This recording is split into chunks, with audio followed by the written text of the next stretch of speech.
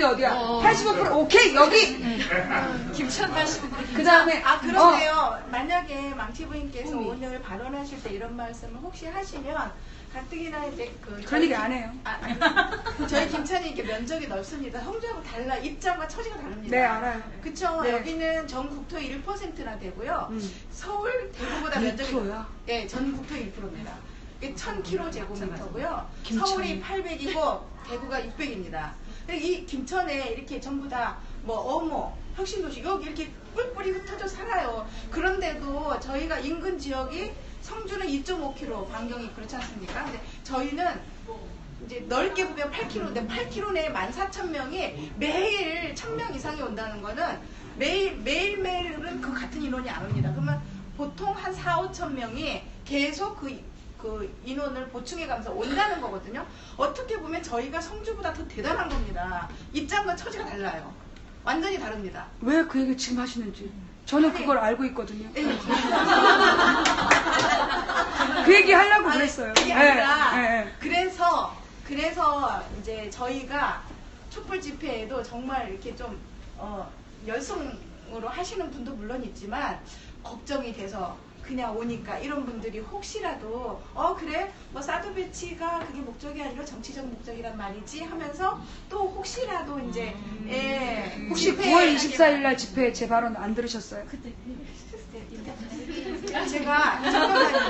꼭 방송 안 들은 사람들이 중간에 끼어들어. 아니 제가 사실은 요즘에 기억에 좀 문제가 있어서 그래요. 제가 9월 24일에 그 얘기를 했어요. 도리어 뭐라 그랬냐면 백을 하는 사람과 일을 하는 사람이 싸움이 나면 그건 백을 하는 사람의 잘못이다. 김천의 사드 반대를 비판하지 마라. 그렇죠. 자신의 재산을 지키려는 게 그게 모든 민주주의의 시작이다. 걱정하지 마세요. 저 10년 했어요. 42년 동안 뉴스를 들어왔고요. 28년 동안 민주화운동을 연구하였으며 10년 동안 인터넷 방송을 하면서 주민으로서 저희는 절실하니까 높아심에 제가요 그 선거만 20년 해봤어요. 네, 걱정하지 마세요. 네, 그래서 제가 볼 때 쟤네들은 딱 숫자를 본 거야. 야, 박근혜 지지율 제일 높은데 어디야? 맞아. 그래서 성주 김천 다른 이유 없어. 성주 김천에다 때리 박고자 한 건 여기서 박근혜 지지율이 높았기 때문이에요. 그래서 실제로 누군가 그 고백을 했어. 여기서 반대할 줄 몰랐다. 그런 얘기를 했어. 그리고 얘네들은 사실은 성주 여기까지 얘기가 올 줄 몰랐어. 왜? 이게 반대 당론으로 나오면 중앙에서 논쟁을 할 걸로 끝날 거기 때문에 성주에서 우리 동네 사드 배치 이게 아니라 안보 논리로 완전히 사드는 거부할 수 없는 것으로 만들려고 한 거였죠. 근데 제가 28년 동안 민주화운동을 연구하지 않았습니까? 제가 작년에 국정교과서를 어떻게 싸웠느냐. 그때 이 국정교과서 찬성 반대 막 혼란했어요. 그때 모든 언론이 뭐라 했냐면 처음에는 국정교과서 반대 여론이 높았으나 중간에 여론이 같아지고 나중에 찬성이 높아졌다라는 시나리오를 짜놓고 얘네들이 대비를 하고 있었어요. 근데 제가 저의 경험을 살려 내가 국사 교과서로 수능 가르쳐본 사람이다. 교과서가 하나면 사진 한 귀퉁이를 꼬아서 문제 낸다. 근데 이 검정 교과서면 공통된 내용만 나온다. 수능에는 검정 교과서가 더 쉽다. 중2 학부모 여러분 자녀들 문제예요 라고 던졌죠. 왜? 그들이 이제까지 지배해온 방식이 국민의 이기심을 이용한 거예요. 그래서 국민의 이기심을 이용해서 수능에 유리하다는 말로 그 전에 학부모들을 구워 삶아놓은 거예요. 학부모 조직, 새누리 학부모들을 수능에 유리하다고 구워 삶아놓은 거예요. 근데 내가 수능 가르쳐봐서 안다. 그랬더니만 전병헌 의원실에서 그 다음날 떡하니 증거를 낸 거야. 국정교과서 때 평균, 검정교과서 때 평균. 빼도 박도 못하고 게임셋. 제가 이번에도 그랬죠. 성주 문제가 터졌을 때 재산권 문제. 제가 성주에 왔을 때 막 그 굉장히 발전된 이 운동하시는 분들이 한반도 사드 배치의 숭고한 이념을 얘기하시더라고요. 전 필요 없다고 생각했어요. 당신의 재산권을 지키는 게 부끄럽지 않은 거다. 정부가 존재하는 이유는 국민의 생명과 재산을 보호하기 위해서다. 이거 청동기 시대 때부터 정부의 목적이다. 그러니 당신의 재산권의 피해에 대해서 당당히 맞서 싸워라. 그걸 부끄럽게 여기지 말아라. 저 배운 거예요. 28년 동안 민주화운동 하면서 우리가 왜 명분에서 앞섰는데 실세에서 졌는가? 그들은 늘 이기심을 이용하더라고요. 그래서 저는 그 이기심에 명분을 입힌 거예요. 그래서 제가 성주에 와서 제일 먼저 한 일이 당신의 재산과 생명을 보호하고자 하는 것을 부끄럽게 여기지 마라. 그러면서 김천에 와서 제일 먼저 한 말이 한반도 사드 배치 반대라고 해야 되는데 김천 사드 배치 반대하는 저 사람들이 적이다라고 막 분노해서 저한테 와서 막 고자질 하는 거예요. 그게 너무 심했어요. 그래서 제가 그 얘기를 한 거 아니에요. 백을 하는 사람과 일을 하는 사람이 싸움이 나면 누구 잘못이냐? 백을 하는 당신의 잘못이다. 또 장수가 준말을 타고 나를 따르라 더거덕 달려가면 그 뒤통수에 화살을 쏴야 된다. 진정한 장수라면 그 말에서 내려서 부상병에게 말을 양보하고 우리가 여기서 같이 죽자 해야 그 부대는 절대 안 깨져. 깨지지 않는 부대는 지지 않아요. 맞습니다. 성주가 이겼던 건 이제까지 성주가 이겨왔던 건 단결했기 때문에 이긴 거예요.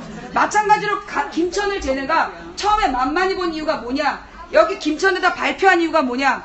9월 24일까지 분명히 여기는 분열되어 있었어요. 맞습니다. 솔직히 얘기해서 제가 그때 올 수 없는 상황이었거든요.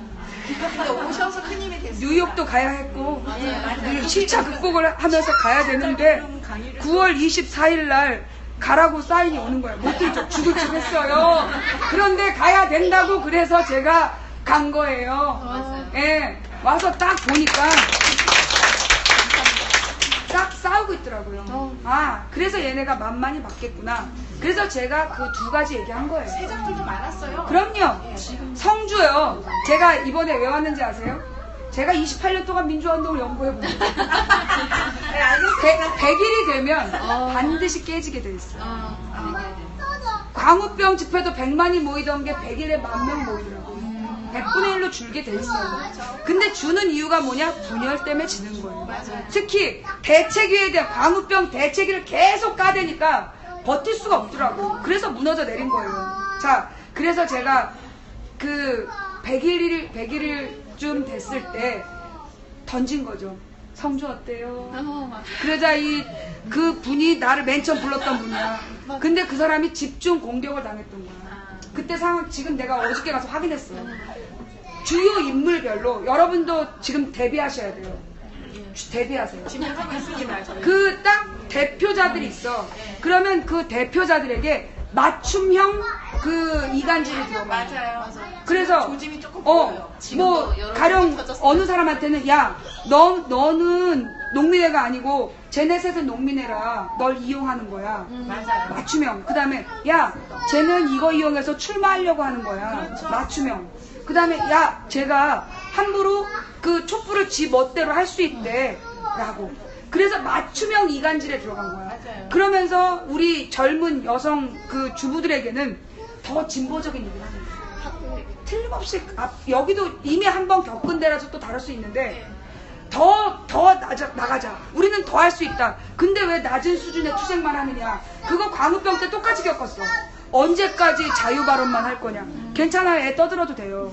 아니 애기가 안 떠들면 저거 비정상이에요. 맞아요. 그거 자폐예요. 애기 소리 안 예, 애기가 떠들어야 됩니다. 말리지 마세요. 괜찮아.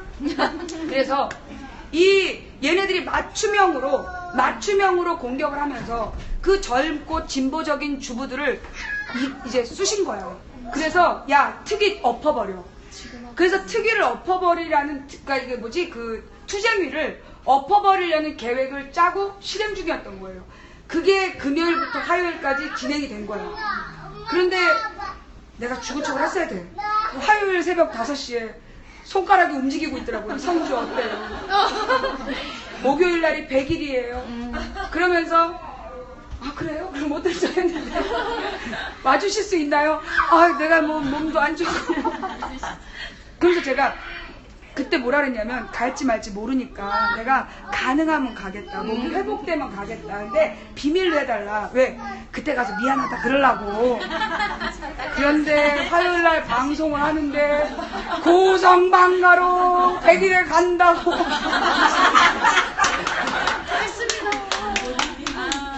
그래서 제가 텔레그램에 공지했어요. 그러면서 생각했죠. 왜일까? 그리고서 이제 아침에 오는데 어머, 여기 제가 중부 내륙을 타고요. 영업했던 사람이에요. 중부 내륙이 막힌 적이 없는 도로인데 내가 성주 오는 날만 되면 막혀. 근데 막히는 게 얼마나 웃기느냐. 딱 차 2대가 나란히 달려. 2차선 도로에 나란히 달려. 그러면 그 뒤에 쭉 밀리는 거예요. 그 처음엔 몰랐어요. 왜 이렇게 밀리는 거야. 근데 내 앞뒤로만 밀리는 걸 몰랐어. 휴게소에 나갔다 보니까 도로가 뻥 뚫려 있는 거야. 번번이. 그래서 나오면 15분 만에 다시 막혀. 램프가 들어온 거야. 2대만 막으면 2차선 막히는 거야. 그러니까 내가 3시까지 오지 못하게 하려고 그랬던 거야. 그래서 그냥 그러려니 그러고 온 거예요. 네, 그러려니. 아이고 뭐 경호 별의별 일 다 있었는데요. 저한테 심지어 경호를 해주겠다는 사람도 있었어요. 예. 그래서 제가 그랬죠.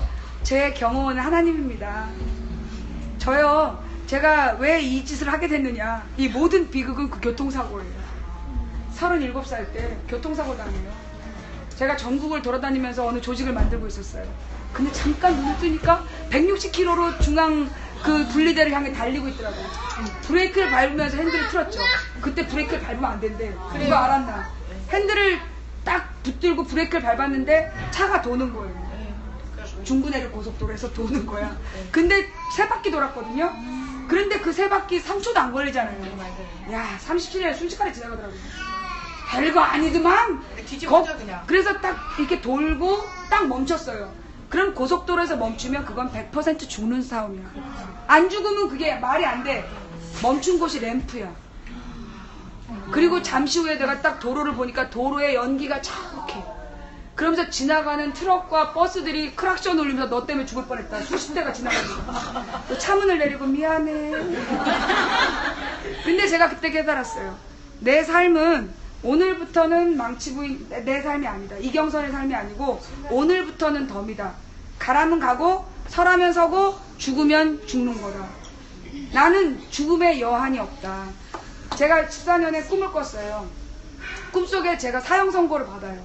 그리고 교수대 앞에 서요. 그래서 교수대에서 20개의 그 시신을 봐요. 20구의 시신을.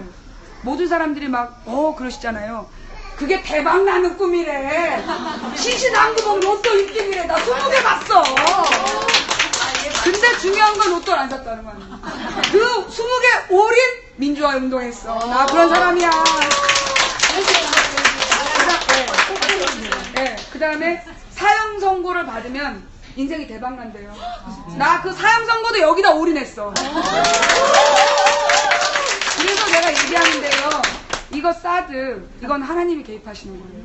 제가 너무 놀라운 게 이번에 미국 가서 워싱턴 가서 방송을 하는데 워싱턴에서 제가 유심칩 2개의 그 디지털 기계를 갖고 가서 방송이 안 될 수가 없었어. 안 되는 거야. 외국인을 막아놓은 거야. 테러 때문에. 그런데 우연히 한 학생이 부모가 너 가봐라 그랬는데 애가 잠결에 대답하고 쫄래쫄래 따라왔어. 시팔시팔 하면서. 그런데 걔 데이터만 된 거예요. 그래서 워싱턴에서 그 방송을 할 수 있었어요. 그 다음에 워싱턴에 가기 전에 제가 방송에서 했던 이야기들을 가서 어떤 목사님이 몇 달 전부터 했던 얘기라는 게 맞아 떨어지고 그 내년에 미국의 세계 개신교 500주년 기념식인데 거기 주제가 평화래요. 종교개혁 500주년 기념 선포식의 주제가 평화래요. 그 평화의 첫 번째 코너가 남북 한반도래요. 이거 그 다음에 어저께 와서 방송을 내가 발언하는데 아무 준비가 없었어요. 그리고 나한테 처음에는 20분을 하라 그래서 내가 무슨 얘기를 할까 차분히 준비를 했죠. 근데 사회자 와서 5분 하세요. 네? 그래서 다 지우고 어디부터 해야 돼? 근데 이재동 씨가 와서 다음이에요. 네? 올라가서 몇 분 해야 돼요? 대꾸가 없어. 하고 싶은 대로 하세요. 어쩌란 말이야. 그래서 뭔 말을 해야 될지 몰라. 근데 마지막에 하늘의 군대란 말이 나오는 거예요. 평화를 지키는 하늘의 군대가 성주다. 그 내가 이게 웬 사이비스러운 발언이야. 어머, 저 그냥 그 즉시에 나온 건데 원불교 교무님이라는 원불교 최고 대표가 나와서 연설을 하는데 밤새도록 10장 원고 써왔대. 거기 하늘 사람이라는 말이 나오는 거야. 그러니까 우리 시청자들이 소름.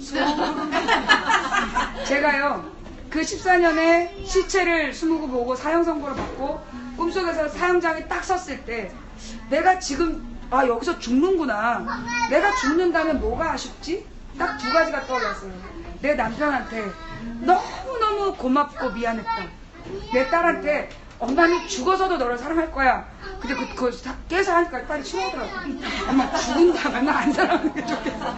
근데 그 말 두 개 빼놓고 아쉬움이 없는 거예요. 그래서 제가 그 뒤로 늘 부르는 노래가 죽으면 죽으리라. 예?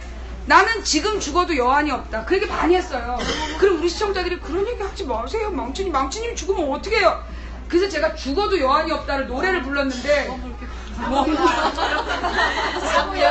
먼 불교 교리래 사무여한이. 이렇게 만날 줄이야. 더 웃긴 건 내가 아까 성주에 갔는데 제가 요가를 한 할아버지가 와가지고 내가 아침에 요가를 하느라 오느라고 급하게 써갖고 왔다는 거야. 근데 내가 그 어르신이 요가하는 동안 사무여한에 대해 내가 밤새 들은 얘기를 쫙 써를 풀었단 말이야. 근데 딱 펼쳤는데 사무여한이. 제가 느낀 거는요, 지금 이 사드 문제, 그리고 저 분명히 얘기하는데 미국이 지금 망해가고 있어요. 분명한 건 미국이 망해가고 있어요. 왜 망하느냐 하면 하나님께서 미국을 특별히 사랑하셔서 미국이가 많은 걸 주셨어요. 많은 축복을 주셨는데 미국이 그 축복으로 탐욕의 눈이 멀어서 사람을 죽이는데 그 힘을 쓴 거예요. 1950년 이전에 미국은 정말 정의가 살아있었고 민주주의적인 나라였어요.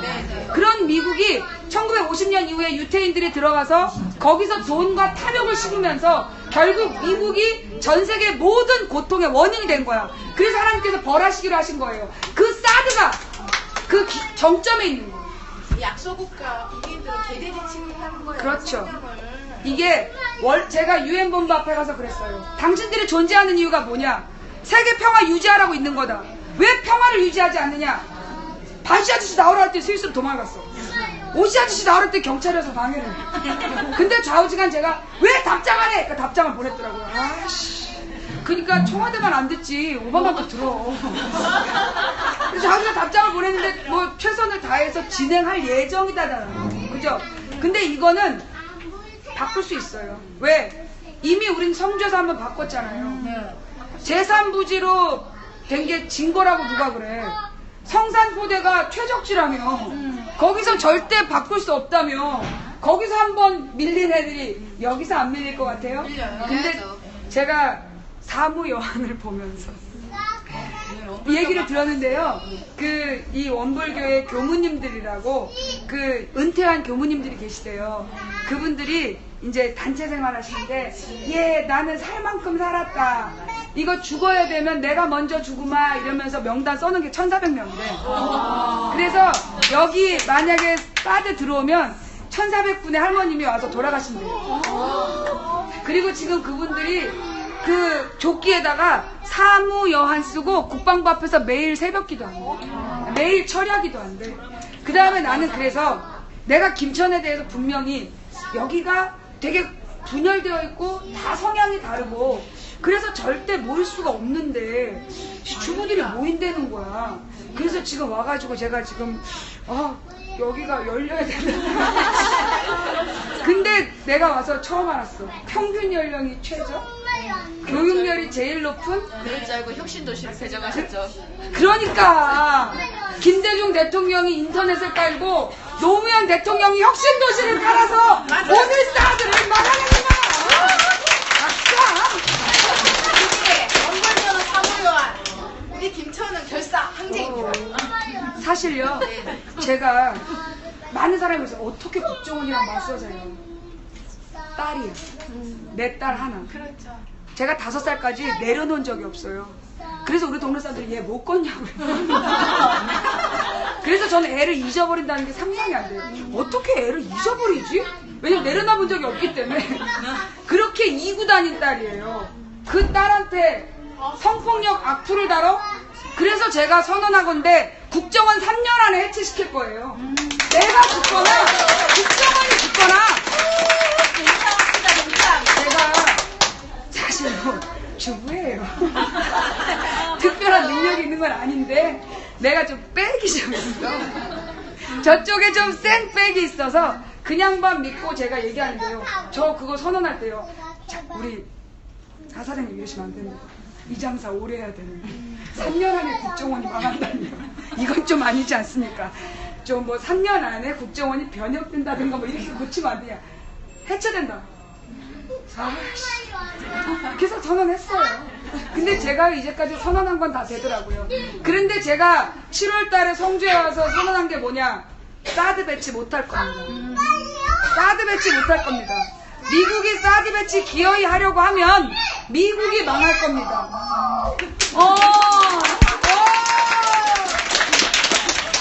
그리고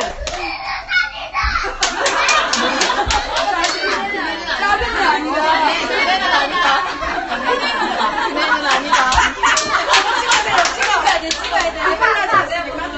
지금 저 어린이가 막 소리를 질러서 뭐가 아니라는 건가, 내가 잘못했나, 그네는 아니다, 사드는 아니다. 몇 살이에요? 사드 배치 결사반대. 어떡하냐 박근혜. 우리 집에서도 그 노래 배워온대요. 내가 솔직히 이러면 안 되는데 내가 사실 밥 사주고 싶은 사람이라 너무 안 된 거야. 그 사무여한 1400명 명단 적어놨다 그러지. 그 다음에 지금 보니까요, 이거 원불교에서는 이번 사드 반대 투쟁을 종교의 어느 도약기로, 어떤 종교든 100년 되면 체계화돼요.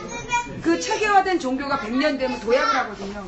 근데 지금 보니까 원불교가 이번 사드, 그러면서 여기가 왜 중요하냐. 맞아. 여기가 왜 중요하냐 하면, 소위 여러분 아시죠? 공자의 제자 맹자가 공자의 사상을 정형화했어요. 노자의 제자 장자가 노자 사상을 완성했어요. 예수의 철학을 사드 배치 막아내자!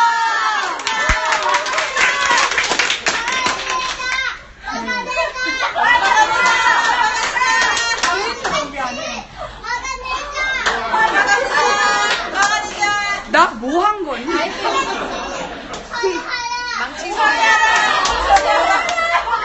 저 엄마가요, 제가 기억을 하는데 집회 때마다 맨 앞자리에 서서 여기 살이 다 보이도록 아기를 저렇게 눕혀놓고 막 눈물 겨워서 제가 기억을 합니다. 근데 아기가 저렇게 할 수가 있어요. 정말입니다.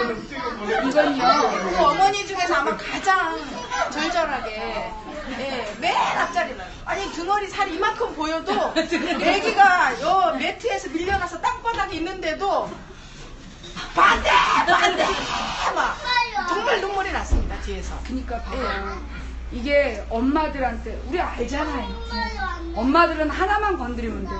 자식. 예, 맞습니다. 자식 하나 건드리면 그걸로 게임 셋이야. 우리 간에서 내 새끼가 나간 순간 나는 걔를 위해 죽을 준비가 된 사람이야. 원불교 사무여한, 이미 우리는 내 자식이 내 간줄 긁고 태어날 순간 우리는 사무여한이야. 내 새끼를 위해서라면 우린 죽을 준비가 돼 있어. 그런데 우리를 건드렸다 이거지?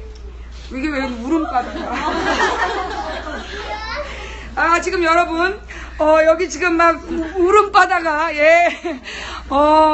제가 이제까지 이렇게 많은 사람을 동시에 울린 적이 있었던가 싶네요. 다 자식 때문에 그렇습니다. 그렇죠. 제가 볼 때는요, 저 몰랐어요. 김천이 이렇게 지금 뭐 평균 연령 최저인지 몰랐어요. 망치 부인님, 제가 여기 엄마들 다 알지만 인터뷰에 악을 쓰고 뒤로 넘어갈 만큼의 그 집권당에 항의를 한 엄마인데요. 사람들은 제가 잘 울고 잘 웃으니까 그냥 시위꾼인 줄 압니다만 제 아들이 꼼꼼하게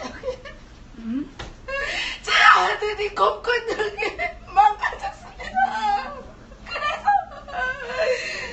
제가 온몸에 성유포를 뿌리고 제 아이를 해친 곳에 뛰어들려는 그런 사무여한 정신으로 제가 이 사드 반대를 하는 겁니다.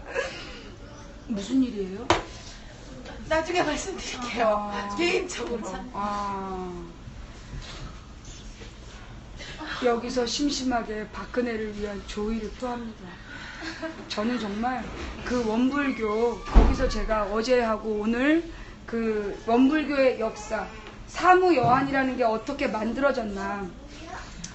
이 사무 여한이라는 게 일대 교주, 일대 종사가 이 원불교를 만들어 놓고, 아, 이게 어떻게든지 법계에서 인정을 받아야 되는데 방법이 없다. 9명의 훌륭한 이 제자들을 데리고 니네가 죽어야 쓰겄다. 그래서 칼을 갈아서 9개의 성지 성산을 정해서 거기 가서 목욕제기하고 죽어서 결의를 밝혀라. 그래서 결의를 시켰대요. 그런데 걸리는 거 있냐? 그러니까 어떤 사람이 하나 남은 노모가 걸립니다. 또 한 사람은 우리가 죽고 나면 스승님을 누가 지킵니까? 2가지가 걸립니다 했다는 거예요. 그런 거 다 필요 없다. 죽을 각오가 됐냐? 그래서 그 모든 걸 내려놓고 9명이 그 사무여한이라는 쪽지를 적고 지장을 찍었답니다. 이름도 안 적고 지장을 찍고 죽을 각오로 칼을 품고 9개의 산으로 또 출발했대요. 그런데 그 사무여한이란 쪽지에 혈흔이 나타나면서 죽을 필요 없다, 인정한다 라는 글이 떠올라서 그 9명을 돌아와라 돌아와라 해서 살렸다는 거예요. 여러분, 그 제자들이 어떤 마음일까요? 곧 죽어야 되는데 죽을 날 받았는데, 한마디로 암으로 사형 선고 받았는데 오진이래요. 똑같은 거예요. 그러니 너희는 다시 살았으니 세상을 위해 노력해라. 그래, 그게 원불교의 힘이래요. 그게 사무여한 정신이래요. 근데 여기 이 엄마들이, 내가 볼 때 우리 엄마들은 사무여한 정신으로 이미 우리는 내 속에서 태동을 느낀 순간 정해지잖아요. 여기서 제가 볼 때 사드는 솔직히 얘기하고 7월에 와서 제가 여기 사드 배치 못해요 라고 얘기를 하면서, 아, 나 이러면 이 장사 오래 못하는데 그 밑도 끝도 맥락 없이 사드 배치 못한대. 이제 돌아가면서 진짜 진지하게 우리 얘기 좀 잘 해보자, 이러시면 안 된다.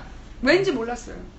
근데 보니까 성산에서는 이 똘똘 밀쳐 100일 동안 제가 그랬잖아요. 흩어지지 않는 군대는 깰 수 없다. 그게 성산의 힘이었다면 여기는 사무여한이야. 성주가 흩어지지 않아 이긴 전쟁이라면 여기는 원래 흩어져 있을 수밖에 없잖아요. 그런데 흩어진 모두가 사무여한이야. 죽여라. 이게 무서운 거거든요. 제가 그래서 오늘 이 김천에서, 지금 사실 제가 할 일이 참 많은 사람이잖아요. 그죠? 여기 성주 김천을 1박 2일로 온다니까 난리가 나요. 그래서 제가 미리 약을 쳤죠. 내가 그래서 호남에 대한 책을 쫙 읽어주면서 내가 호남 갈 거다, 다음 주에 간다. 그러니까 호남 사람들이 저하고 있어요. 안 그러고 여기 먼저 발표하면 안 돼. 맨날 성주만 가고. 그래서 내가 호남 간다 딱 선언해 놓고 이번 주에는 여기 간다. 그리고 온 거예요.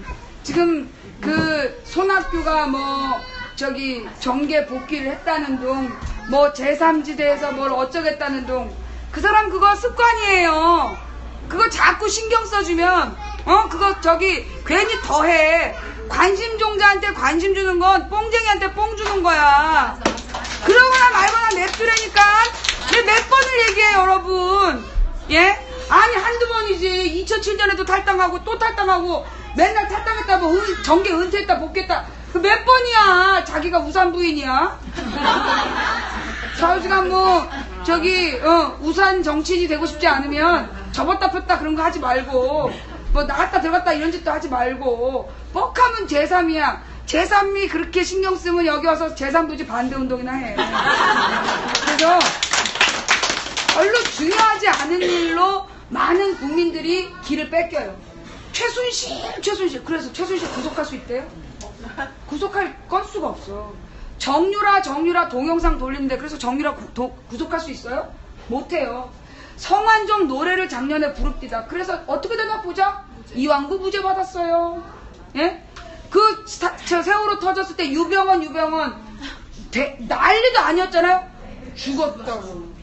그거를 진짜 믿어. 죽은 다음에 키 줄어드는 것도 믿고, 깃니빨이 이렇게 위로 올라가 붙은 것도 우리가 다 믿고. 나 안 믿으면 네 조국이 어디냐는데 어떡할 거야. 믿어야지. 믿기는 믿는데 그러는 거 아니다, 이런 생각이 들어서 뉴스를 가려요. 저는 이걸 언제부터 알았을까요? 이명박 때부터 알았어요. 노무현 땐 적어도 뉴스를 가리지 않았어요.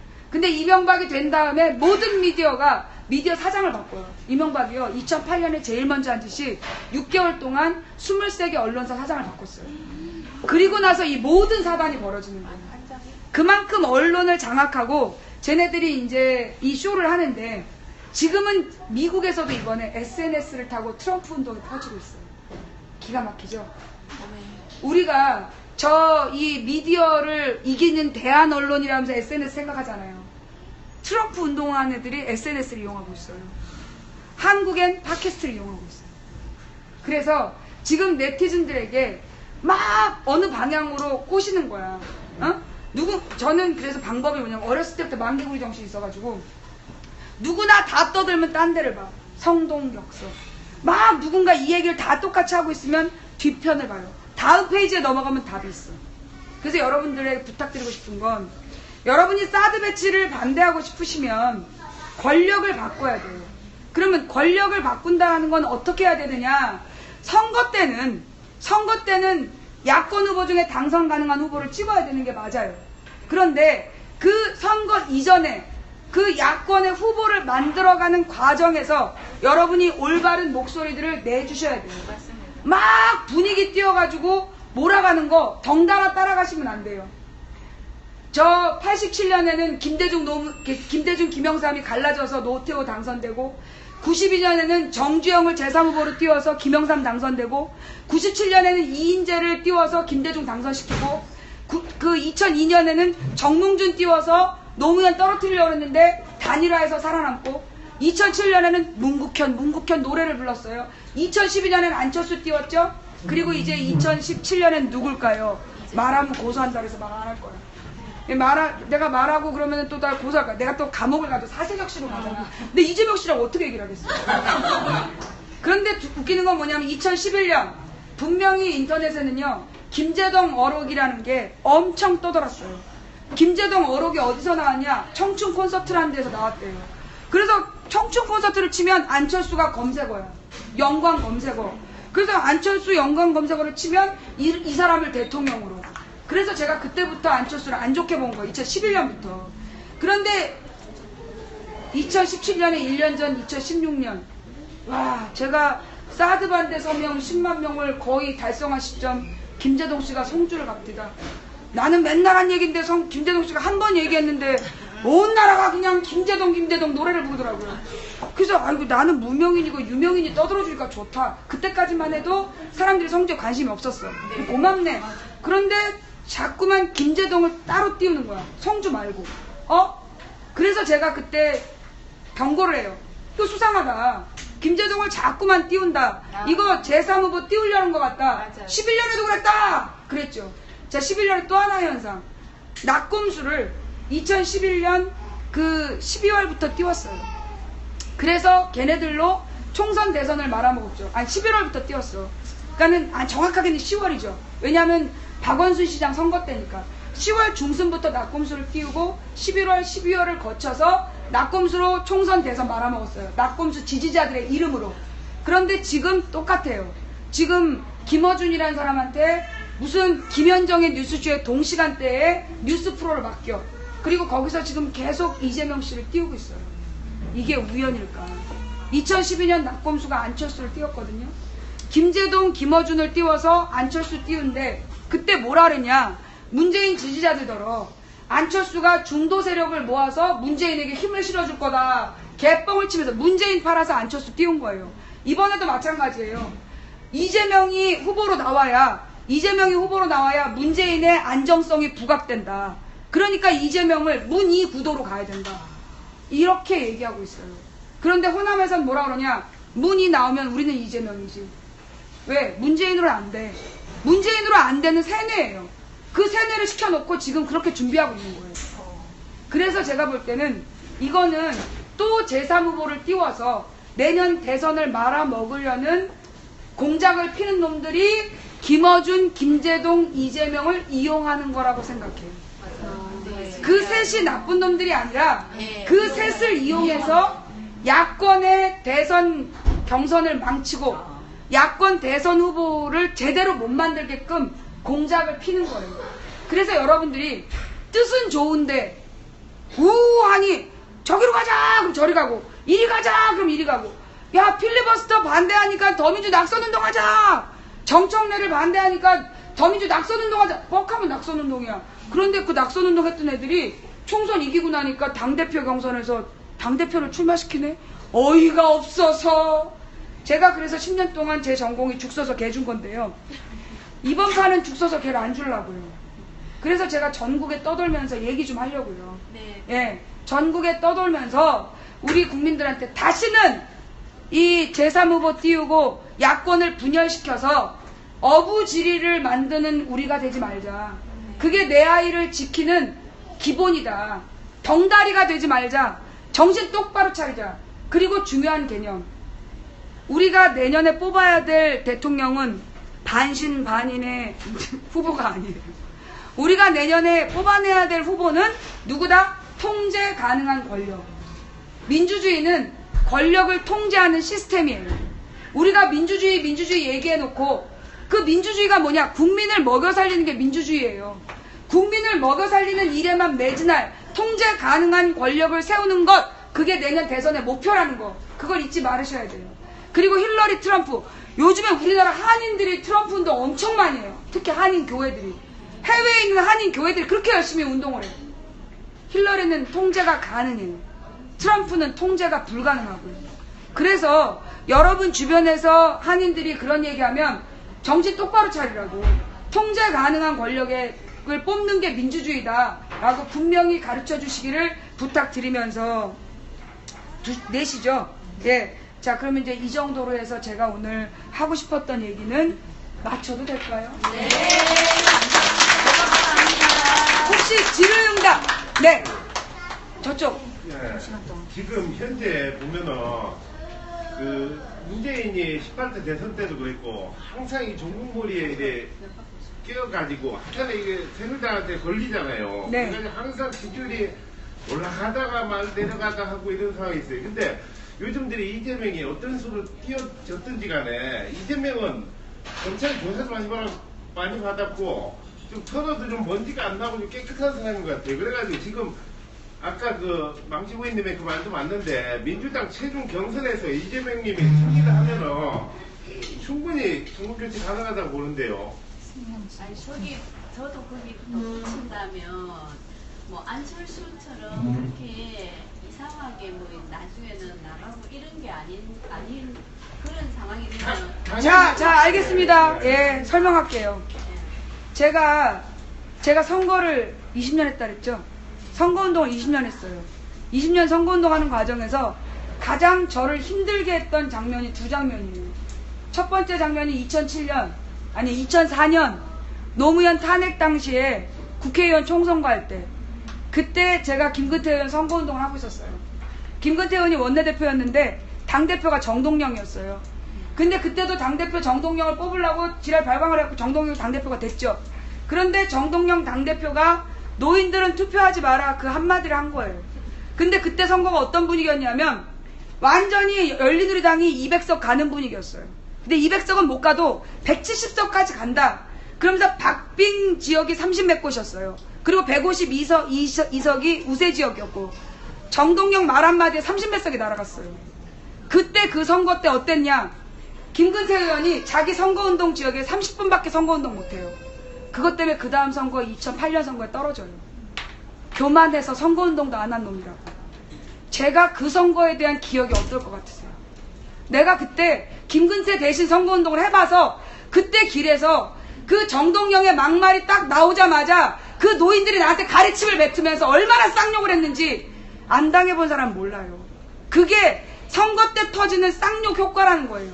2012년 김근태 의원한테 그 우스갯거리로 만들었던 그 팟캐스트 진행자가 막말 논쟁에 휩싸였어. 그 날마다 계속해서 종편에서 떠들어댔는데 아무도 도와주지 않아. 내가 그 찢어지고 완전히 칼질하고 소금친 심장으로 내가 거기 가서 그 사람이 당선돼야 되는 이유를 얘기한 제 심정은요, 아무도 몰라요. 이게 선거 때 막말 효과라는 거예요. 여기까지만 해도 알아들어야 되는 거 아니에요? 맞습니다. 네. 선거 때 누군가의 막말이 종편에 터졌다. 어떻게 막으실 건데요? 못 막아요. 맞아. 종북, 차라리 종북이나. 왜? 종북으로 공격하면 당신이 원하는 게 전쟁입니까? 평화입니까? 전쟁을 원하면 1번, 평화를 원하면 2번. 이거 제가 한명숙 선거 때 썼던 거예요. 그리고 서울이 그때 뒤집어졌어요. 더 이상 서울은 종북 논란 안 먹혀요. 종북, 차라리 그게 나아요. 전쟁을 원하십니까? 평화를 원하십니까? 우리는 평화의 세대를 만들 겁니다. 이걸로 가면 정면 돌파라는 거죠. 그런데 더러운 막말 논쟁이 터져버리면 해보나 마나한 싸움이에요. 왜? 사람의 심리라는 게 그래요. 아무리 선거를 잘했다, 안 당해봤어요. 길거리에서 가래침으로 한번 도배를 당해봐야 정신 차립니다. 저는 절대 막말 후보 안 해요. 절대 못하게 할 거예요. 그게 어떤 선거를 치르게 하는지 저는 누구보다도 뼈저리게 겪어본 사람이기 때문에 제 앞에서 그런 얘기 하지 마요. 네. 다음. 저기 사드 해법에 대해서 네. 유엔 상임 이사국을 활용해서 지금 그 한국이 핵무장하거나 전술핵 배치가 지금 사실상 불가능하기 때문에 그게 러시아 전술핵 무기를 한강 이북에 배치해가지고 핵무기는 러시아가 제공하고 운용은 UN IAEA가 해서 한국은 경비와 장소를 제공하는 방식으로 이제 그렇게 하면 사우드가 그게 누구 필요 주장이야? 없다면, 누구 주장? 이것은 누구 주장인지 하면 잠깐만요.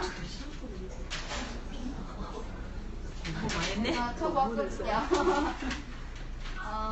그것은 누구 이쪽에 적어놨는데 잠깐만요.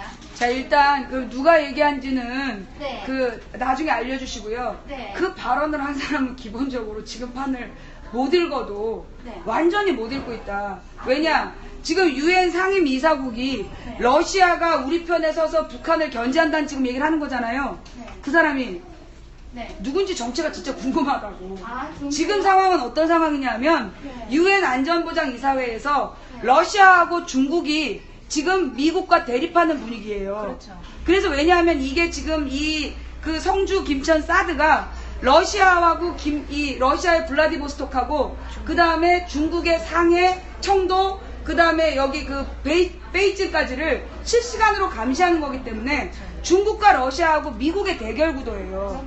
그러니까 러시아가 한강 이북에 우리 편에 서서 핵무기를 가지고 북한을 견제해 줄 거라는 상상을 하는 것부터가 누군지 참 궁금해요. 여기요. 해외 동포재단 장백산 이사장이 말씀하신 겁니다. 그러니까 해외 동포 재단이라는 게 그게 누가 만든 거냐면 박근혜 네. 정부에서 만든 거예요. 저 기사 찾아보고 몰라가들이 많으니까 알고 있었는 거지. 희한한 단체 만들어가지고 제작들이 많으니까 많지. 그리고 또 한 가지 있습니다. 또 저기 박근혜 정부가 그 조건에 기초한 전작권 전환 합의를 해서 사실상 전작권 전환을 무기한 연기하게 됐다고 네. 이제 이런 정보를 기사를 접했어요. 네. 미국 대선 누가 되든 간에 이제 그런 동맹국들의 부담과 이런 그런 거를 역할을 증대를 요구하는 추세를 이어갈 거다 이렇게 지금 그런 기사를 접했거든요. 네. 그래서 지금 한국도 의존적 동맹에서 자립적인 동맹으로 적시 전환에 부담에 상응하는 역할과 지위를 가져야 한다고 시기를 놓치면 네. 미국의 통제를 받는 군대를 가진 한국은 점점 한미군사 동맹의 하부 체제로 하부 체제로 고착될 거다 이런 기사를 봤어요. 네. 네, 그래서 전작권을 빨리 가지고 와야 되지 않나. 그러니까 그게 어떻게 되는 거냐면 네, 미국이 우리 정부를 대하는 자세가 네. 이승만 만만했죠. 예, 그 다음에 박정희는 초반에 살짝 긴장했다가 박정희가 굽히고 들어갈 수밖에 없었죠. 그 다음에 전두환 이 무식한 거를 미국이 도와주지 않았으면 정권 유지 못했어요. 노태우 때부터 변화가 생기는 거예요. 노태우가 한 유명한 말이 뭐예요? 국방 외교라는 거죠. 그때부터 왜냐면 87년 민주헌법 체제가 들어갔기 때문에 더 이상 이념 대결 구도를 못 간 거예요. 그러면서 노태우 때 그래서 한미연합훈련에 대해서 논의가 되는데 김영삼 때 몇 번 중단이 돼요. 한미연합훈련이. 왜냐하면 김영삼은 자기는 민주정부다, 문민정부다 했거든요. 그래서 노태우 때까지 해왔던 한미훈련이 김영삼 때부터 몇 차례 중단이 되고, 김대중 노무현 때는 여러분 아세요? 클린턴이 막 존경한다고, 김대중 대통령한테 존경한다고, 빌 게이츠가 존경한다고, 그게 우리 대통령들이 받았던 자세예요. 근데 이명박이 되니까 빌 클린턴이 한 손 주머니에 꽂고 이거예요. 뭘 얘기하느냐 하면 미국이 남한에서 주도권을 쥔 지도자가 생기면 태도가 돌변을 해요. 이건 일본도 마찬가지예요. 노무현 대통령 때 한일 정상회담 한 걸 보면 거기 그 앞에 데스크에 마크가 무슨 사랑의 하트 모양이야. 노무현 대통령 때는 한일 정상회담 때 하트 모양으로 한일이 하나가 돼야 된다고 그런 문의로 정상회담 발표를 하는 데스크가 나와요. 이명박 때는 그 토요토미 히데요시의 상징, 우리 1992년에 임진왜란 때 토요토미 가문의 상징이고 일본의 군부의 상징이 그게 그 테이블에 딱 마크로 찍혀 있어요. 그게 뭘 얘기하냐면 우리 정부를 누구로 세우느냐에 따라서 상대방이 우리 정부를 대하는 자세가 달라진다는 거예요. 김대중 노무현 정부 때는 미국, 러시아, 중국, 일본 전부 우리가 주도하는 대로 따라왔어요. 그때 심지어 부시도 노무현한테 맞서지 못하는 상황이었어요. 왜? 노무현이 중국과 러시아를 끌어들이고 그 강대국의 역관계를 잘 활용했기 때문에 감히 부시도 야 이거 작게 502고 해줘 그랬는데 까이고 갔어요. 전작권이 그래서 노무현 대통령이 내놓으라니까 주겠다라고 약속한 거거든요. 그래서 중요한 건 전작권 그 전작권을 누가 가져올 사람을 뽑는 게 아니라 민주적인 권력을 세우면 그 사람이 내놔 그럼 받아올 수 있는 거예요. 무기한 연기란 말은 기한이 없다는 얘기예요. 따라서 내일이라도 달라고 그러면 받아올 수 있는 거예요. 그러니까 우리가 똑바로 선 권력을 수립하는 것, 그것이 우선이다. 또 아니 괜찮아요. 다음 질문 있으십니까? 예, 이쪽으로 오셔서. 아까 말씀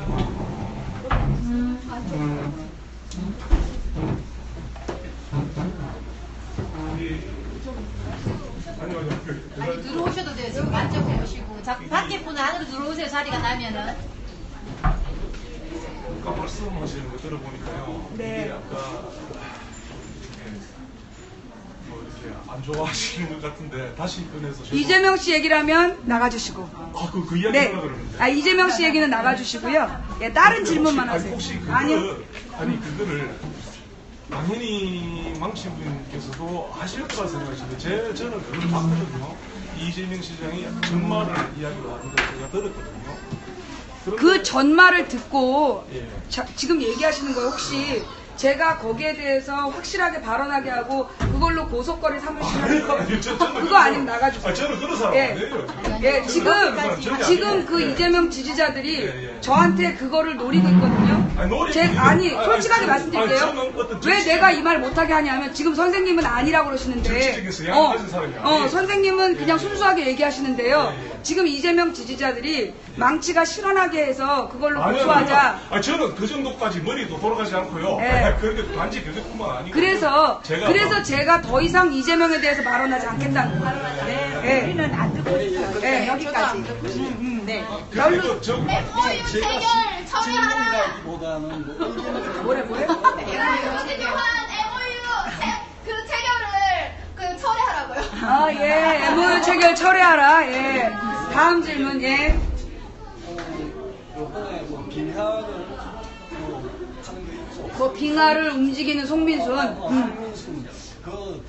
저는 저기 우리 밴드에도 써놨는데 이게 지금 송민순이가 얘기했던 그 내용들이 이게 국가 대통령 기록물 보관법에 의해서 15년은 비밀을 유지해야 되고 내가 판단했을 때는 9년밖에 안 돼가지고 이거를 폭로했는 거니까 이 사람은 민주당에서 힘내고 대치를 하려고 그러면 검찰에 대통령 기록법 위반으로 고발을 하고 그걸 이용하는 사람들한테는 맞아요. 그래서 지금 예, 그 얘기 하고 예, 있어요. 예, 예. 국가기밀 누설죄로 예, 예, 예. 그거 예, 곧 예. 법적 조치 들어간다고. 예, 그래야지 될 거고 보고 그게 지금 시기적으로 좀 늦다는 거죠. 벌써 했어야 됐고. 근데 됐고, 송민순의 잠깐만요. 저기가 엊그저께 나왔잖아요. 아, 예? 그 14일 날 나온 거잖아요. 뭔가요? 송민순의 회고록이 아니 송민순 회고록이 며칠 안 됐습니까? 예, 지금 10월 14일밖에 안 됐어요. 이게 10월 13일이면 벌써 일주일 지나갔잖아요. 그래서 지금 이미 나온 얘기가 송민순을 국가기밀 누설죄로 예. 그 법적 저기 조치에 들어간다라고. 예. 아니 저는 한 3, 4일 전부터 그런 생각했거든요. 그런 생각하고 그리고 지금 저도 문재인 지지자인데 예, 지난 선거에서는 여기 뭐 경북도에 무슨 부위원장도 하고 그랬습니다. 그랬는데 지지자면서도 지금 안타까운 게 예, 문재인 씨가 대처하는 방식이 이제 망치고 있는 생각을 여기서 보고 저 같으면 문재인 씨가 이게 정면 돌파를 해야 된다. 이게 뭐 기억 안 난다 이렇게 해가지고 될 일이 아니거든요. 기억 안 난다는 거는 가장 좀 비겁하고 쫄장인 것 같이. 제 방송 그거 관련 내용 보셨어요? 아니요, 저는 아프리카 TV 못 봤어요. 망치 부인은 지난번에 김천 오셨을 때 처음 잠깐 보셨어? 봤고 그 방송에 그 제가 좀 설명할까요? 아니요, 제가 조금 더 얘기하고 설명해주세요. 네. 그래, 그런 식으로 배치하지 말고 정면 돌파해가지고 내 생각은 어땠다. 주변 사람들 시켜가지고 하지 말고 내 생각은 이랬다. 이런 거를 정정당당하게 밝히고 지금 그게 9년 전에 우리 남북 관계 상황하고 지금 상황하고 180도로 다른데 사람들이 지금 상황을 가지고 9년 전의 상황을 판단하려고 하는데 그게 잘못됐다는 거 이런 것들을 좀 밝히면서 정면 돌파를 해줬으면 싶은데 그 생각을 어떻게 생각해요?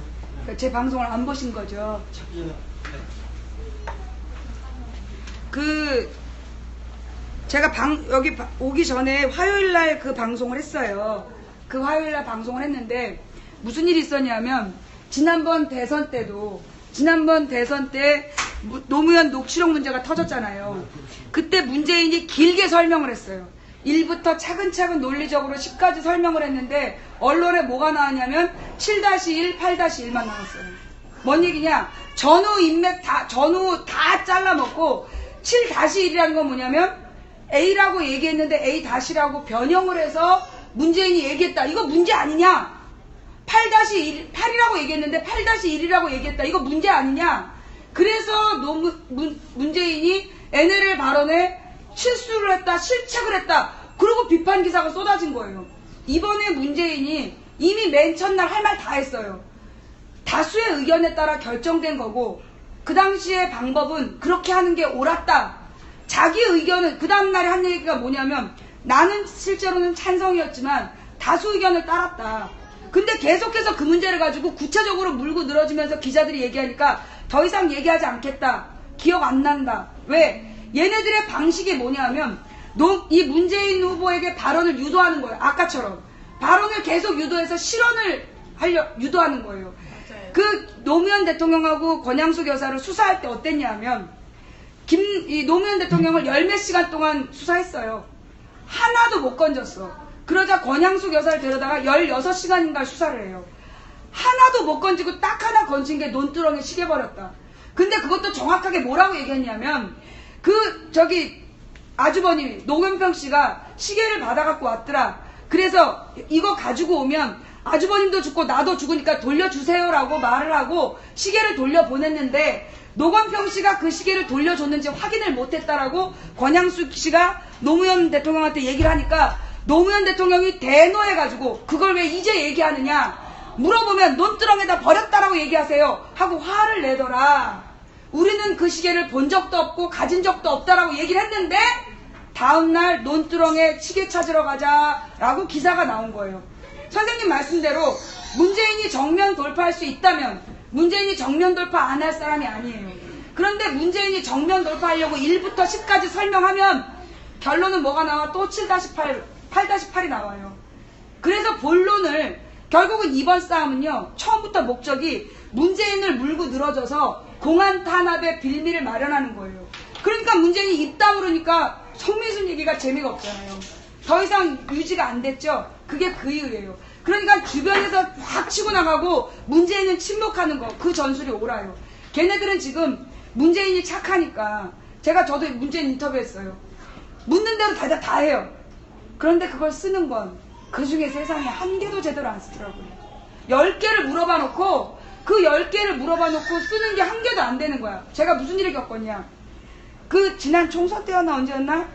문재인 후보를 만났어. 문재인 씨를 우리 동네 성당에서 만났어. 그래가지고 어떻게 얘기한 거 맞습니까? 근데 저는 칭찬하려고. 맞는데요? 근데 벌써 딱 사람이 긴장하는 거야. 그래서 잘하셨습니다. 그러니까 하도 그걸로 욕들을 많이 해서 그런 거예요. 문재인이 한마디만 하면 그 말의 본뜻을 알지도 못하고 일단 디립다 까대고 평가 기사가 나오면 그걸로 굳어져요.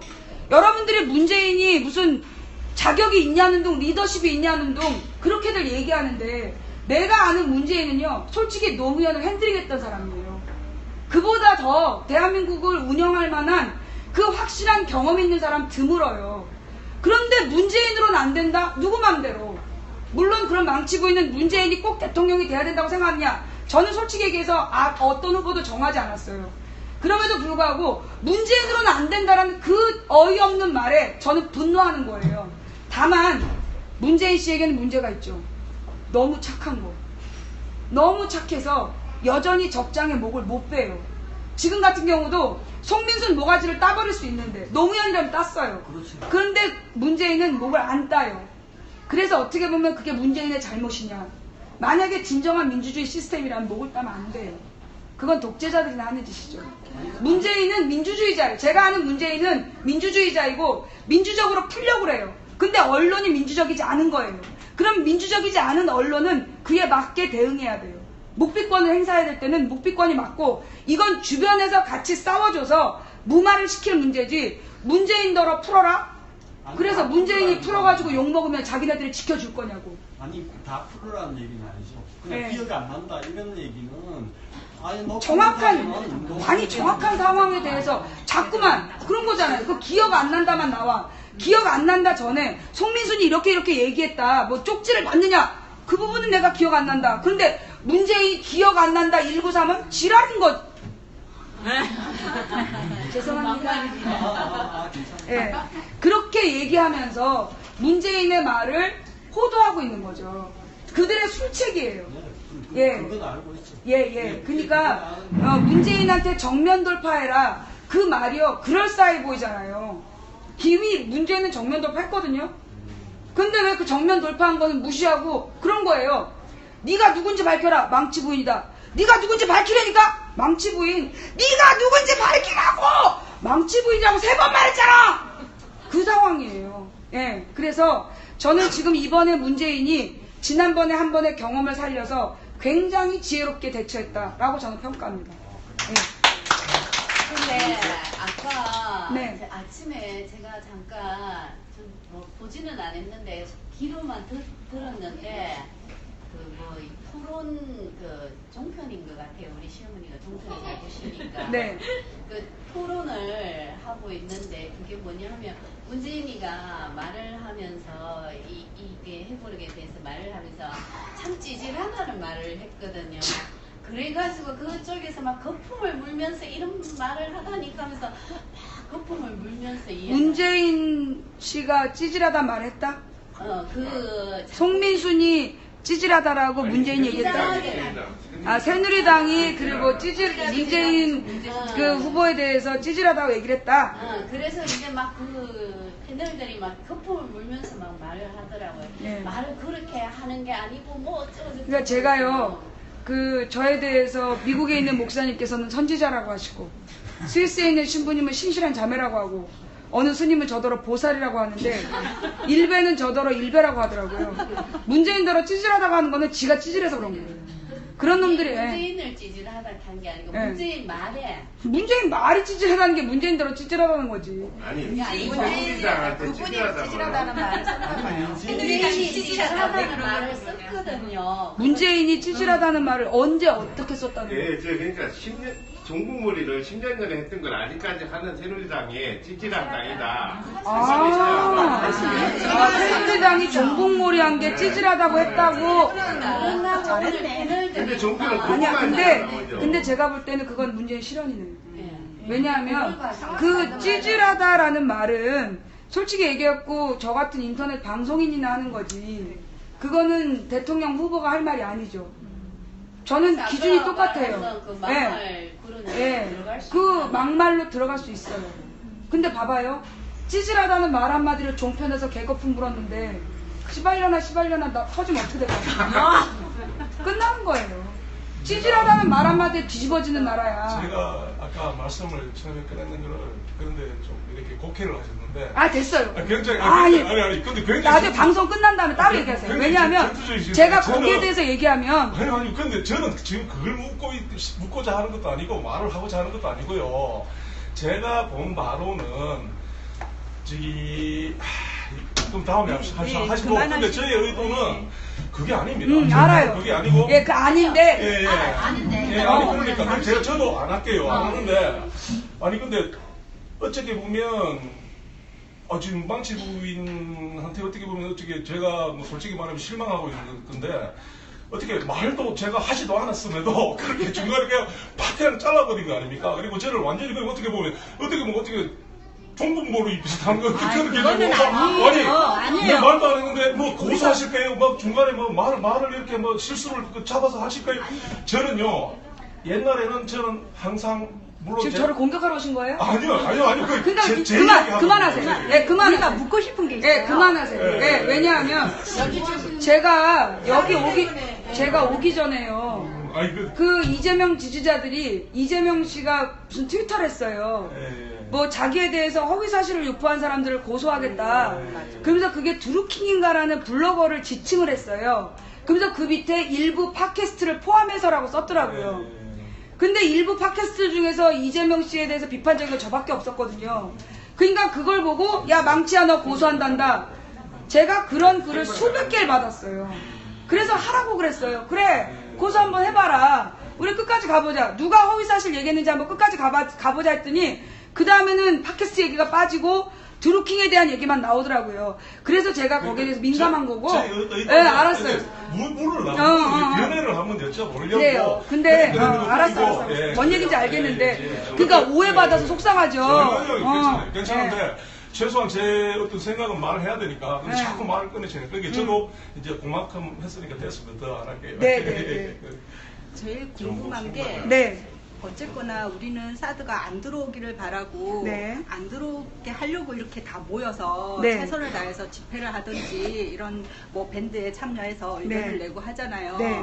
그러면 이제 지금 많이 분열됐다가 이제 네. 조금 수면 아래로 네, 네. 가라앉고 네. 서로 좀 합심을 하자 뭐 네. 이런 식이에요. 예, 예. 그래서 지금 우리 김천 시민들이 앞으로 어떻게 단합을 좀 이뤄 나가고 저희들은 이렇게 이런 집회나 이런 경험이 거의 없는 네. 김천시니까 어떻게 앞을 보고 우리는 이제 지금 촛불을 하시는 분들이 대책이에요. 근데 이제 대책위를 이렇게 선호를 하시는 분도 있고 또 투쟁이 쪽의 사람들도 있으니까 이게 합심이란 것이 그 중축돌이 어딘지를 궁금하고 저희들이 어떤 면을 다 같이 함께 이렇게 전에 김천역에서 말씀하셨듯이 꼴찌를 뭐 데리고 가자고 저는 그 말에 진짜 공감을 했었어요. 네.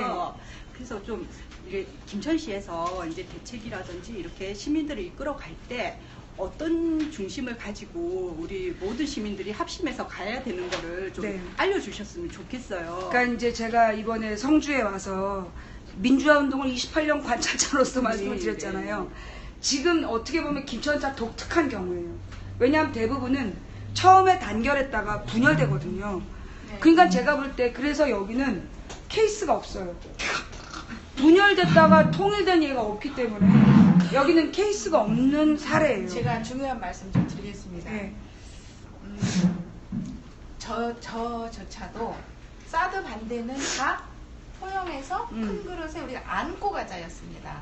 그런데 그동안에 새누리당 쪽에 투쟁이 쪽이 행보를 봤을 때 정말 이거는 들어오는 것 자체도 분열을 시키려고 조장시키려고 들어온다. 하는 맞아요. 에너지를 느끼게 되고요. 네, 맞아요. 또한 그러니까 연합은 괜찮습니다. 네. 통합은 아닙니다. 제가 네, 봤을 때. 네. 왜?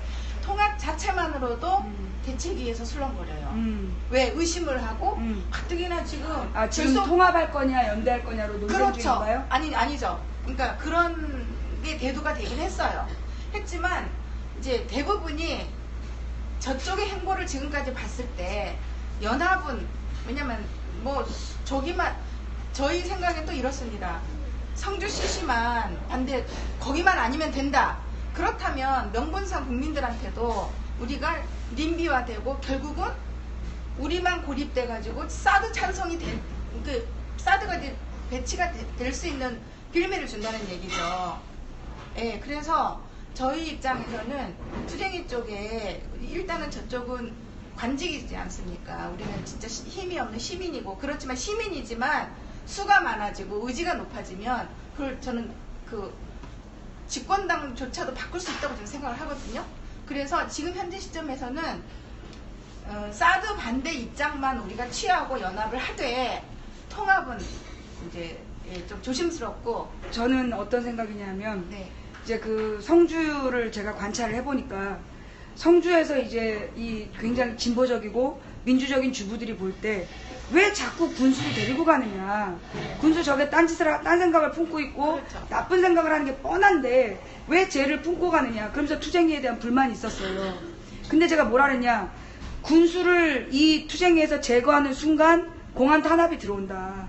그렇죠. 그러니 성주에서는 군수가 방패막이로 필요한 거다. 그렇죠. 그러니 그렇죠. 그 부분을 인정해야 된다. 저희도 처음에 예. 그랬어요. 그러니까 네. 마찬가지로 여기 김천에서 새누리당 지지자들이 사드를 반대하겠다라고 얘기하는 것만으로도 네. 지지하고 찬성해 주셔야 돼요. 왜? 네, 그거는 저희도 네. 그래서 그들의 이기심을 우리의 동력으로 빨아들여서 그것만 막아내면 이용하는 거죠. 되는 거예요. 그렇죠. 그러니까 저는 통합이니 연합이니 그런 말에 매이지 말라는 거예요. 그게 아니라 저쪽 근데- 분들을 대책위의 아니, 어떤 아니, 시기를 우리 좀 들어봐요. 한번 아니, 들어봐요.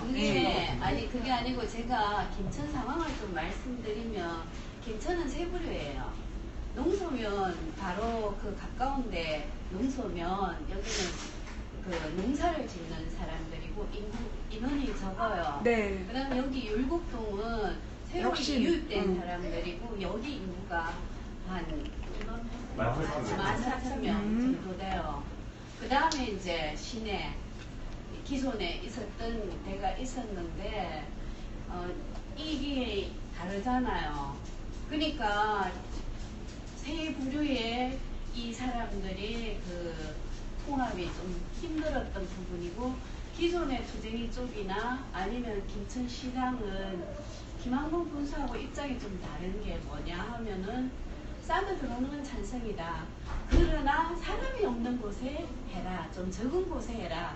그래서 만약에 이 혁신도시가 없었으면 그냥 받아들일 수도 있었어요. 맞아요, 이 맞아요. 혁신도시 때문에 버티고 어쩔 있는. 수 없이 지금 같이 가고 있는 거거든요. 네. 그래서 알고 있습니다. 계속 제의했는 게 뭐냐 하면은 영석산, 까치산 이런 쪽 제의가 나올 수밖에 없었고 중간에 남남산도 나왔잖아요. 그 세 지역은 사람이 적은 곳이기 때문에 거기도 조마면이고 뭐 김한봉 군수가 초전면을 버리듯이 사람 수가 얼마 안 되기 때문에 버릴 용의가 있었던 곳이거든요. 네. 그거는 특수한 상황이에요. 그게 특수한 게 아니라 당연한 거 아닌가요?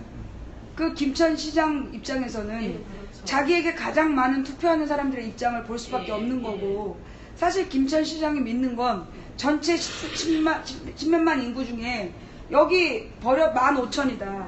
15,000 빼고 85,000만 잘하면 나는 대선된다. 그러니까 입장이 다를 수밖에 없는 거예요. 그럼에도 불구하고 14,000명으로 묶어서 지금 어쨌거나 여기 골프장에 반대하고 있잖아요.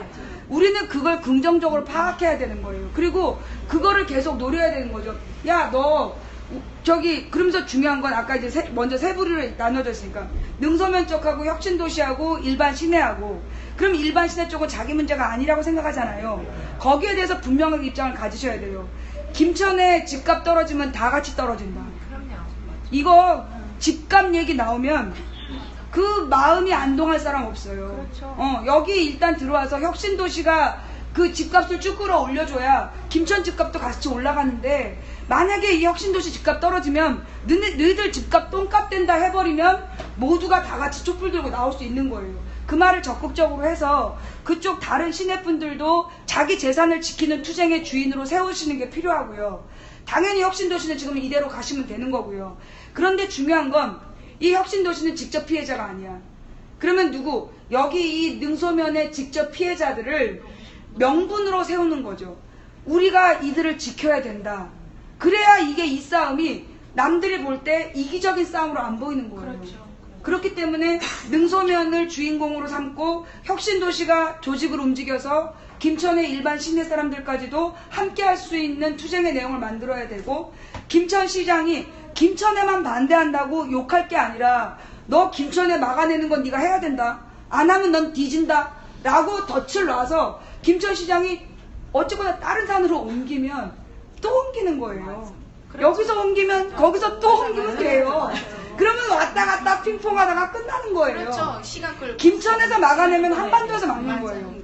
성주에서 막아내면, 그러니까 성산에서 막아내면 한반도에서 막는 거고, 여기 골프장에서 막으면 한반도에서 막는 거예요. 다음에 까치산으로 가라고 그래. 그럼 망치고 또 까치산 가는 거지. 자, 여러분, 제가 왔어요. 전국을 어디든 가서 막아내면 되는 거예요. 맞아요. 시간 끌고. 이기기 어려운 싸움에서 지지 않는 단 하나의 방법은 싸움을 끝내지 않는 것이다. 이게 우리의 신조예요. 끝까지 가면 되는 겁니다. 중요한 건 아까 처음부터 끝까지 말씀드리는 거, 흩어지지 않는 부대는 깰 수 없어요. 김천이 처음부터 끝까지 가져야 될 자세는 뭐냐? 맨 처음에 여기를 얕봤던 이유는 분열되어 있었기 때문이에요. 너무나 똑똑한 지식인 그룹과 그렇지 못한 그룹이 분열되어 있었어요.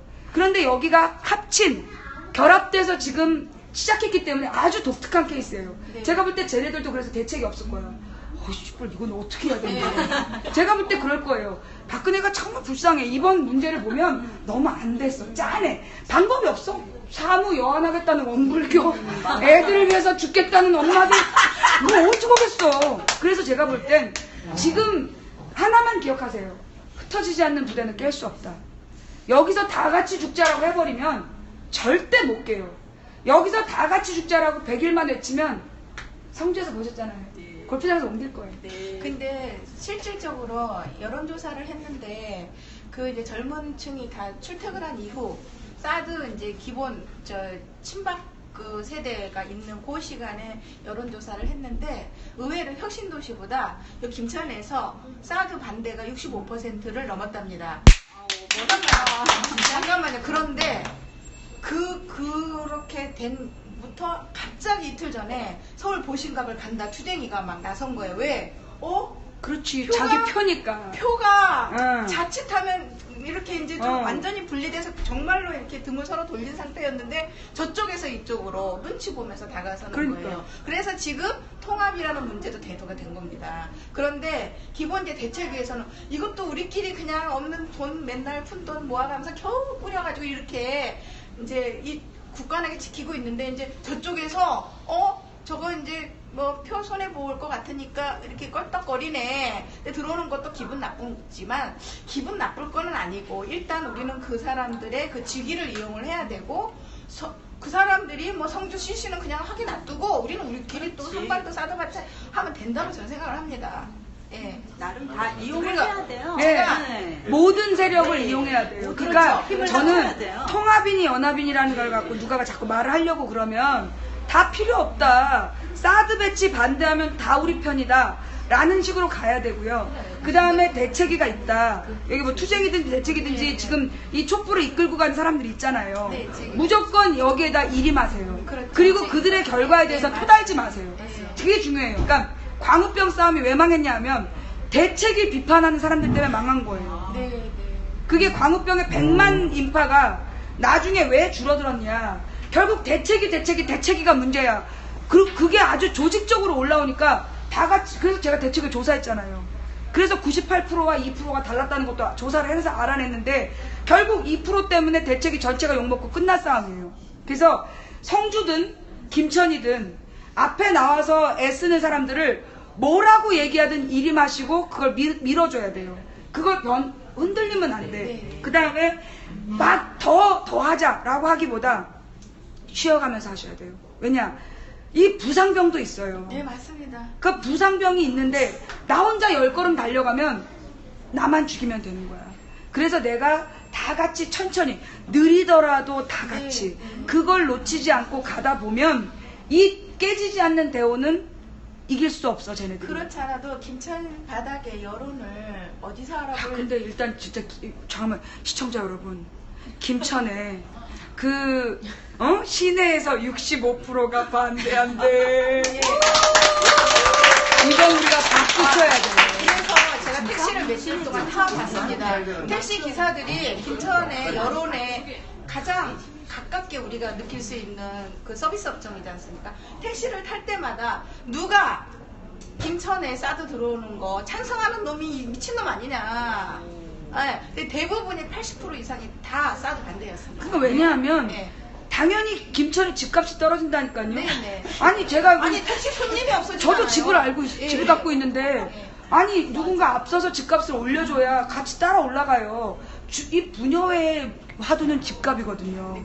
근데 이 혁신도시의 집값이 떨어지면 우리 새끼가 먼저. 그러니까 김천의 이 전체적인 재산권 거기다 이 김천에 사는 노인분들 평생 전 재산이야. 그 가치가 떨어져. 그거라도 나중에 맡겨놓고 연금이라도 받아 먹어야 되는데 박근혜를 다 몰아줬더니 이게 우리의 뒤통수에 까? 그러니까 그거는 고마운 거예요. 그래서 지금 그 김천시장이 껄떡댄다고 비난하지 말고. 아니 비난 아니에요. 예. 뭐라고 그러세요? 합심해서. 그래. 와라. 하시면 좋죠. 그리고 그래요. 저희는, 자, 네가 여기 자리 깔아라. 공무원들이 와서 여기 길도 좀 정리하고, 촛불도 사다가 쫙 나눠주고. 네가 그렇게 해야지 다음에 다 저희 개선되지 시민은 않겠니? 그렇게 하고 있습니다. 그래야 그래서 최대한 활용해야 돼요. 모든 자원을 활용하라. 그렇죠. 그리고 항상 이기는 싸움과 지는 싸움의 차이는요. 갈라치는 싸움은 늘 져요. 근데 다 우리 편이야 그러면 이겨요. 제가 선거운동을 20년을 할 때 막 어떤 할아버지가 와서 가르침을 받으면서 막 소리를 질러요. 사람들이 쳐다보죠. 감사합니다. 그러면 사람들은 어메 저 노인도 지지를 하네. 그리고 찍어주더라고요. 그거예요. 막 와서 딴 얘기를 한다고 거기에 화내고 막 욕을 하면 내 점수가 깎아지는 거야. 고맙습니다. 그러면서 넘어가야 내 편이 되는 거야. 나중에 그 할아버지가 가르침 2번 뱉던 거 1번 뱉어. 나중에 나서 가르침 안 뱉고 지나가. 그런 거예요. 미안하다고 하죠. 그럼요. 그래서 우리가 누구든 내 편을 만드는 싸움을 해야 이기지. 누구든 적을 만들면 지는 싸움이에요. 그걸 꼭 기억하셔야 돼요. 저희 시민들은 그걸 다 알고 있어요. 잘하고 있어요. 네. 그러니까 제가 볼 땐 성주가 기가 막힌 역사를 썼거든요. 이 깨지지 않는 군대는 이길 수 없다라는 기록을 냈어. 근데 지금 김천은 초반 40일을 분열돼가지고 제가 9월 24일에 왔을 때 서로 막 죽일 듯한 분위기였거든요. 저한테 와서 부글부글 이글이글 하는 눈빛으로 그들을 욕하던 사람들이 어머 와가지고 춤을 추는데 발이 달라. 그래서 느끼는 건 뭐냐, 이건 케이스가 없는 싸움이에요. 그래서 이것도 제가 볼 땐 제가 28년간 민주화운동을 연구한 사람으로서 앞으로 김천도 연구할 생각이에요. 분열됐다 단결된 사례는 어떻게 발전되어 가는가. 여러분이 날마다 새로운 역사를 쓰실 거예요. 저는 그걸 기록할 거고 그걸 후세에 전할 겁니다. 그러니 여러분이 역사를 응원해 주세요. 자, 이렇게 해서 4시 49분이 됐는데 또 다른 질문 없으십니까? 그게 하나만 더. 네. 할게요. 아까 집값 이야기를 하셨는데 네. 지금 시내 쪽에 아파트를 새로 여러 군데 짓고 있거든요. 근데 그 분양 모델하우스 하니까 사람들이 굉장히 많이 와서 그걸 분양 신청을 했거든요. 혁신도시에서 여기 올 일은 없지. 이야기를 해도 그게 안 통하더라고요. 왜냐하면 사다가 들었으면 이사를 이쪽으로 나올 것이다. 이렇게 아니죠. 혁신도시에서 누가 김천으로 갑니까? 그러니까 그거는 말도 안 되는데. 아니고요. 모든 분양사무소는 잘 돼요. 왜냐하면 분양사무소 앞에서 막 신청하는 사람들, 그 동원된 사람이 많잖아요. 그걸 떴다방이라고 그래요. 그래서 그 분양 신청한 사람들이 다 그러면 계약금을 내느냐? 아니에요. 그러면 지금 그 분양, 그거는 제가 볼 때 두 가지 목적이야. 원래 기본 떴다방을 이용해서 막 분양이 잘 되는 것처럼 해서 혁신도시의 투쟁의 기운을 빼려는 일종의 심리전이에요. 맞춤형 심리전. 그래서 그런 거는 개무시를 하셔야 돼요. 그리고 도리어 그 분양이 잘 된다는 건 우리에게 도움된다. 이 사람들이 들어왔는데 집값 떨어져 봐라. 다 우리 편이지. 라고 얘기를 해서 기싸움을 하셔야 돼요. 우리가 쟤네들이 제일 두려워하는 게 제일 원하는 게 뭐냐면 지치고 포기하고 슬퍼하는 거예요. 우린 졌어. 이번 판은 안 돼. 라고 하면 쟤네가 반드시 이겨요. 그런데 쟤네가 가령 저한테 망치부인 민사소송 패소 해보자는 거지. 라고 얘기하고 달려들면 쟤네들이 더 위축되는 거예요. 막 와서 시비를 걸 때 때려봐 때려봐! 그러면 도망가요. 그렇죠. 예, 그렇기 때문에 우리가 절대로 쟤네들이 뭐라고 얘기해서 위축되지 않는다는 걸 보여주는 거. 그게 필요한 거예요. 그리고 처음부터 끝까지 단결. 이 김천이 지금 확 살아나고 있는 건 초기에 그 분열을 너무나 멋지게 봉합하고 이 주부들이 중심이 돼가지고 이끌고 가기 때문이거든요. 지금 젊은 세대 맘카페가 사실은 처음부터 이렇게 구심점 역할을 했는데 결국은 맘카페에서 이렇게 일으킨 겁니다. 그러니까 제가 볼 때는요. 그래서 맘카페가 앞으로 타겟이 될 거예요. 네네. 예, 여기서 타겟이 되는데 어떤 식이냐면 반드시 앞에 나가서 일하는 사람에 대해서 어떻게 하느냐? 욕 안 해요. 얘 너무 웃기지 않니라고 절대 안 해요. 뭐라고 얘기하냐? 얘가 이렇게 얘기하는데 이게 뭘까? 질문을 해요. 고단스럽습니다. 이거는 부정적인 것도 아니고 긍정적인 것도 아닌데 뭘까? 라는 질문을 해. 그러면 어떤 사람은 이게 친해. 그러면 이건 좋은 뜻으로 얘기한 거 아니야? 근데 쟤는 쥐가 모자랐다고 맨날 대표야. 라고 얘기한 사람이 이런 거 아닐까? 여기에서 분열이 생기는 거예요. 그래서 절대 부정적으로 말하는 사람을 경계하는 게 아니야. 그냥 단순히 질문을 던져요. 이게 뭐지? 라는 의혹을 심으면 그 의혹이 분열의 씨앗이 되는 거예요. 제가 28년 동안 민주화운동을 네, 연구하면서 알겠습니다. 쟤네들이 어떻게 우리를 분열시키는지 배운 거예요. 네. 그래서 저도 질문을 하죠. 이거 이상하지 않아? 그러면 그 다음날 많은 뉴스가 나오더라고요. 그러니까 쟤네도 우리를 똑같이 이용하는 거예요. 네. 그러니까 우리 대표 특히 앞서 나가는 사람에 대해서 그 이상한 질문을 하는 사람들을 경계하셔야 되고요. 또 앞서 나가는 사람이 해야 될 건 뭐냐? 대표를 얼굴마담을 자꾸 세워야 돼요. 특히 말하기 좋아하는 사람을 자꾸 얼굴마담을 세워야 돼요. 그 사람한테 마이크 자꾸 줘야 돼요.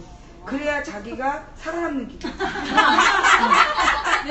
아니 예를 들자면 그래서 마이크 잡고 싶어하는 사람한테는 마이크를 주고 카메라 앞에 쓰고 싶어하는 사람한테는 카메라를 주고 그 다음에 돈을 원하는 사람에게는 돈을 주고 그래서 원하는 걸 줘야 돼요. 그러나 목적은 하나다. 사드 반대에서 흩어지지 않을 때만 너에게 줄 거야. 그게 내부적으로 관리하는 거야. 그래서 중요한 건 배후 조정자가 중요한 거예요. 그걸 잊지 말아요. 그리고 그 배후 조정자를 보호하셔야 돼요. 네, 그렇죠. 근데 특히 이 맘카페가 위험한 이유는 뭐냐? 해줘야 돼. 우리 여고 시절을 다 경험해 보셨잖아요. 네. 넌 이뻐서 안 돼. 너는 이쁜 게 죄야. 난 공부 잘해서 안 돼. 너는 공부 잘하는 게 죄야. 단지 너는 부잣집 딸인 게 죄야. 그거거든요. 그걸 누군가가요 어떤 식으로 하느냐? 야 너는 너무 예뻐. 칭찬을 해야 돼. 뜬금없이 맥락 없이. 그러면 쟤보다 내가 더 예쁜 거. 거기서 질투심이 생기는 거야. 그 다음에 어머 부모님이 뭐 가문이 그렇게 뭐 오빠가 뭐 한다며 이런 얘기 맥락 없이 해. 우리 오빠도 유학 갔다 왔는데 씨발. 이렇게 되면서 거기서 문제가 생기는 거예요. 그게 이간질을 시키는 게 너무 쉬워. 걔네가요 그래서 그게 전담반이 있어요. 그거 아시죠? 미국에서 고문하는 사람들이 정신과 의사를 동원하는 거. 아, 네, 심리죠. 네, 미국에서 고문을 하는 사람들이 정신과 의사들이에요. 네. 그 관타나모 기지에 가서 그 뭐 테러 의심범을 고문할 때 심리 고문을 하는데 그걸 정신과 의사들을 동원해서 해요. 어느 때 사람이 무너지나. 우리나라에서 그 박정희 전두환 때 했던 고문도 마찬가지예요. 심리적인 마지노선을 무너뜨리는 게 고문이에요. 그냥 때리는 게 아니라 줬다 뺏었다 하면서 희망을 막 주는 거예요. 희망 고문. 그게 희망 고문이에요. 그래서 그 사람의 영혼을 무너뜨리는 거예요. 그래서 고문당하고 온 사람들이 대부분 미치는 거예요. 네. 그래서 이 고문은 육체적인 고문이 아니라 심리적 고문이에요. 그러니까 얘네들이 그러니까 전담반이거든요. 그러니까는 앞으로 이 마음카페에 여러분이 글을 쓰시고 이러면 다 봐요. 그리고 아마 전담반이 데이터를 다 가지고 있을 거예요. 그러면 여러분이 해야 될 일은 뭐냐? 틀림없이 누군가가 질문을 해요. 아, 분홍색 입은 그 언니는 어디 살지? 그러면 그 순간 어머 요원인가? 이렇게 되면서 슬슬 피해요. 저 사람 어디 살지? 이렇게 되면서 순간에 문제가 돼요. 아까 저 아저씨 화날 만한 거지. 혹시 나 고소시키려고 온 거냐? 왜냐면 나는 그런 공격을 당하는 사람이니까.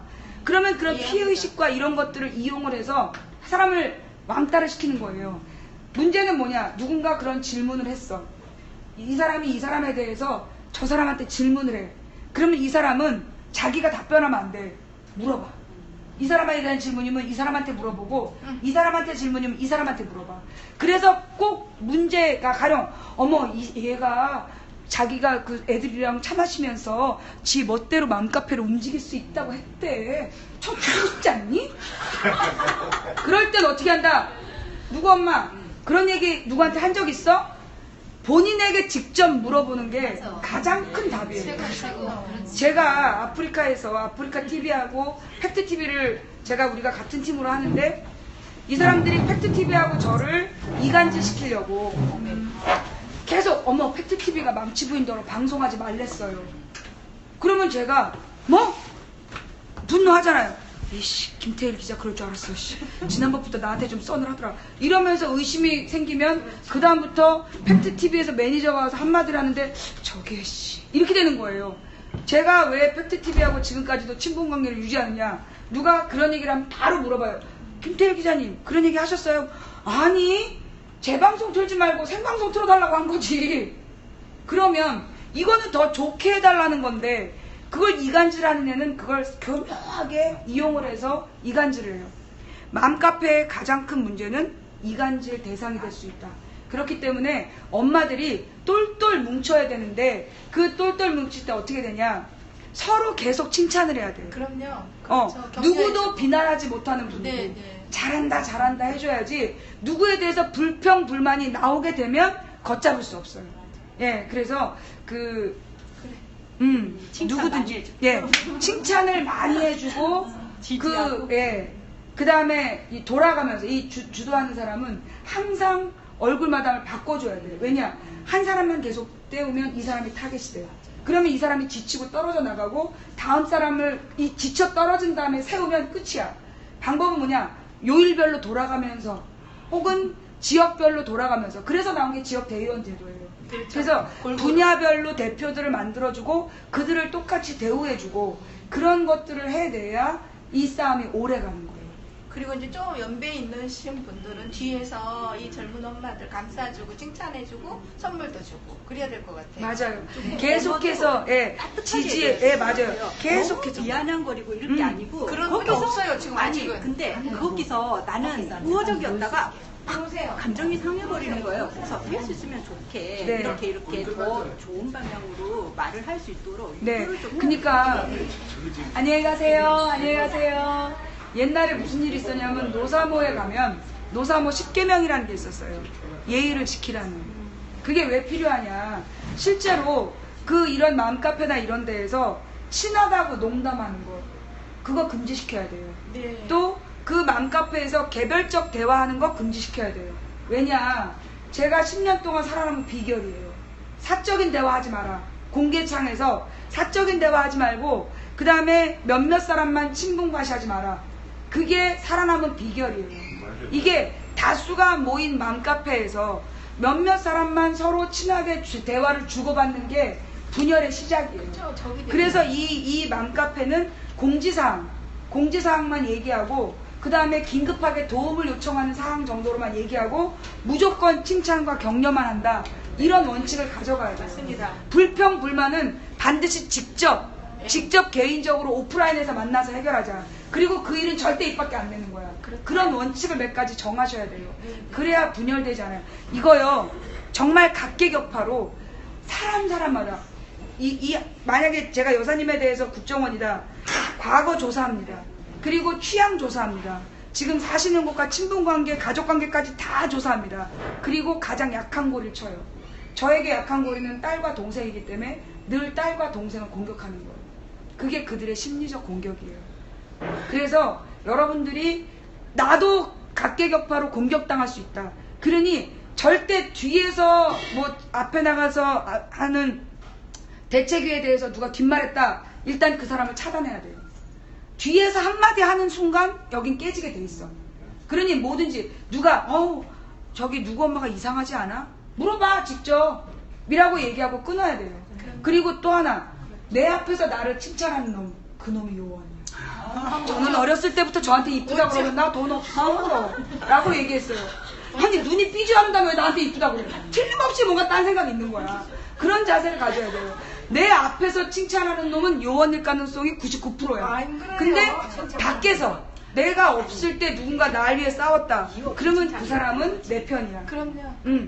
그래서 우리가 사람을 판단할 때 내 앞에서 막 지켜주는 사람을 경계해야 된다. 특히 앞서서 일하는 사람들이 가져야 될 자세예요. 맨 앞에 서서 싸우는 사람들은요, 늘 누구 엄마 너무 고생하지, 자기 혼자 다 고생해. 그러면 처음에 아니야, 다 같이 고생하는데 집에 가다 보면 쟤는 쌩쌩해. 이렇게 되는 거거든요. 자기 혼자 다 고생해 이런 말 하지 마세요. 여러분 모두 고생하셨어요 하셔야 되고, 만약에 누가 이 사람을 공격할 때 그러지 맙시다. 일단 우리 한 템포 쉽시다 라고 얘기해서 아무도 상처받지 않는, 그렇게 노력해도 상처받아요. 그런 원칙을 정하고 가자.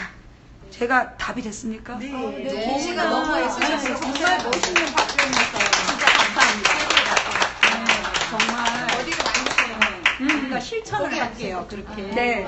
저는 진짜 지지해. 김천에 대해서 깜짝 놀란 게 사실 이제 저는 여기 와서 내가 이렇게 얘기하고 다음에 또 부르겠냐. 그래서 제가 그때 마음을 비웠어요. 너 백을 하는 사람이랑 일을 하는 사람이 싸우면 백을 하는 니들이 잘못이야. 응? 장수가 떠덕떠덕 가면 뒤통수에다가 도끼를 쳐야 돼. 그래놓고 이제 나는 이제 끝났다. 김천은 다시 못 온다.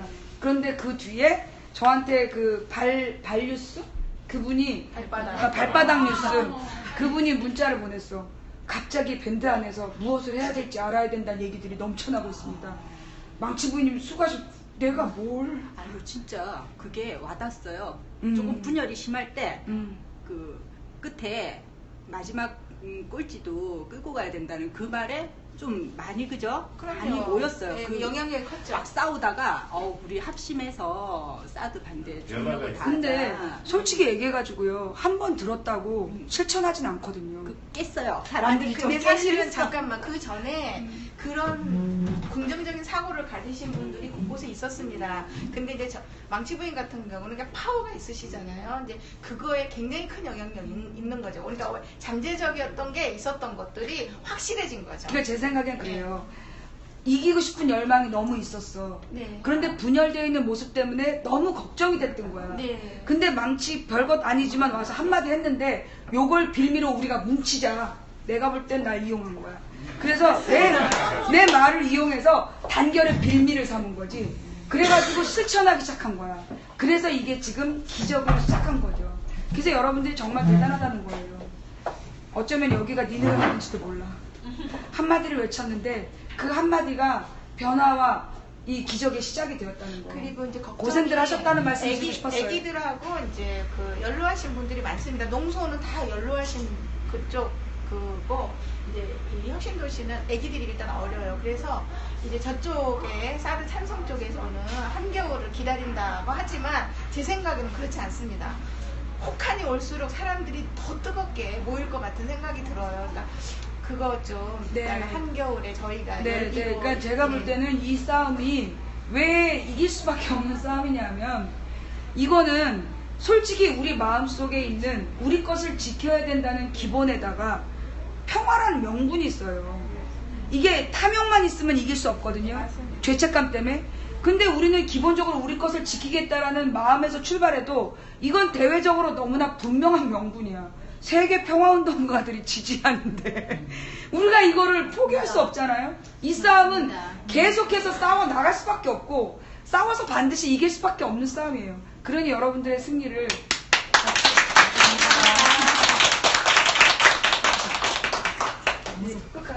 네. 자, 여러분, 우리 시청자 여러분 어떻게 보셨습니까? 오늘 시사수다 방송 김천에서 보내드렸는데 여러분들이 맨날 봤던 방송인데 또 해서 지겨우셨습니까? 예, 저는 여기에 와서 모든 게 정리되는 분위기고요. 내가 또 이제 가서 내가 여기서 본 얘기, 니들이 죽었어 이제. 넌 이제 끝났다 이제. 예, 오늘 방송은 여기까지 할게요. 예, 제가 좀 쉬었다가 7시에 촛불 집회 때 다시 방송 시작할게요. 고맙습니다. 시청해주신 모든 분들께 감사드리고요. 예, 참여해주신 모든 분들께 감사드립니다.